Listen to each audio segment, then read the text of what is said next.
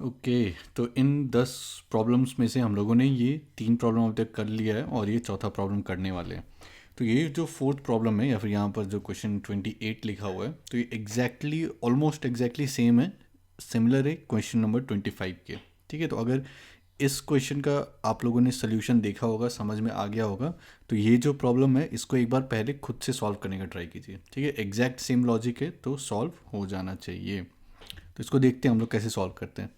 तो इसमें क्या बोल रहा है, for the equation 3x² plus P X plus three equal to zero, P is greater than zero if one of the root is square of the other, then P is equal to.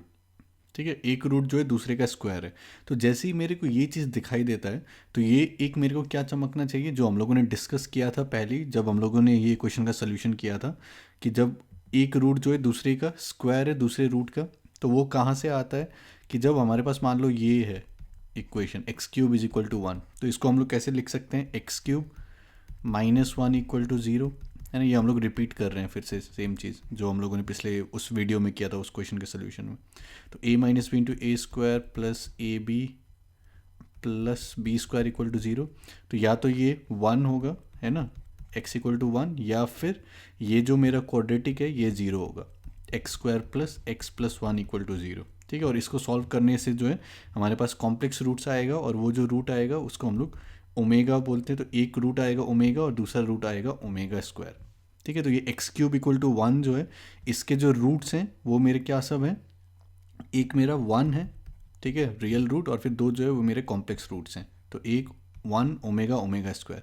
तो कभी भी अगर ये बोला जाए कि कोई एक क्वाड्रेटिक दिया गया है और एक रूट जो है दूसरे रूट का स्क्वायर है, तो हमेशा क्या चमकना चाहिए, एक वैसा क्वाड्रेटिक हम लोग को पता है X square plus X plus 1 equal to zero, जिसमें कि एक रूट अगर ओमेगा है तो दूसरा रूट उसका स्क्वायर है, ओमेगा स्क्वायर, है ना। तो यहाँ पर जो भी चीज़ दिया हुआ है, तो उसमें अगर ये क्वाड्रेटिक आ जाता है X square plus X plus 1 equal to zero, तब तो फिर ये चीज़ सेटिस्फाई होता कि एक रूट जो है दूसरा रूट का स्क्वायर होता। तो वो कैसे आएगा, 3x² plus P X plus three equal to zero, है ना। तो अगर हम लोग ये सोचें कि अगर मैं p के जगह पर 3 डाल देता हूँ, तब फिर क्या हो जाएगा, 3 मेरा कॉमन आ जाएगा। तो x² plus X plus 1 equal to zero, या फिर x² plus X plus 1 equal to zero, है ना। तो यहाँ से मेरा रूट क्या आ जाएगा, ओमेगा और फिर ओमेगा स्क्वायर, मतलब कि एक रूट जो है वो दूसरे रूट का स्क्वायर हो जाएगा, है ना। तो डायरेक्टली हम लोग यहाँ से बोल सकते हैं कि p को अगर 3 डाल देंगे तो फिर एक रूट जो है वो दूसरे रूट का स्क्वायर होगा, है ना। तो डायरेक्टली जो है हम लोग यहीं से इसका आंसर ये बोल सकते हैं कि p का वैल्यू अगर 3 होगा तो हम लोग ये बोल सकते हैं। तो ये एक मेथड हुआ करने का। लेकिन मान लो कि आपको ये क्यूब रूट्स ऑफ यूनिटी वगैरह नहीं आता है, तब फिर नॉर्मल अप्रोच से इसको कैसे करेंगे।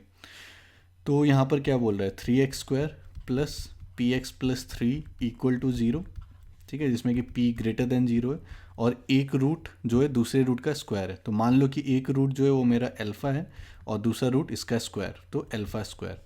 ठीक है, तो यहाँ से क्या दिया हुआ है कि अल्फ़ा प्लस अल्फ़ा स्क्वायर क्या होगा, सम ऑफ रूट्स, जो एक्स का कोफिशिएंट है minus of that divided by X square का कोफिशिएंट, तो माइनस p/3, ये एक इक्वेशन हो गया। और फिर product of roots, constant divided by X square का कोफिशिएंट, तो alpha cube is equal to 3 divided by 3, that is equal to 1, है ना। तो ये मेरे पास दूसरा यहाँ से इक्वेशन आ गया।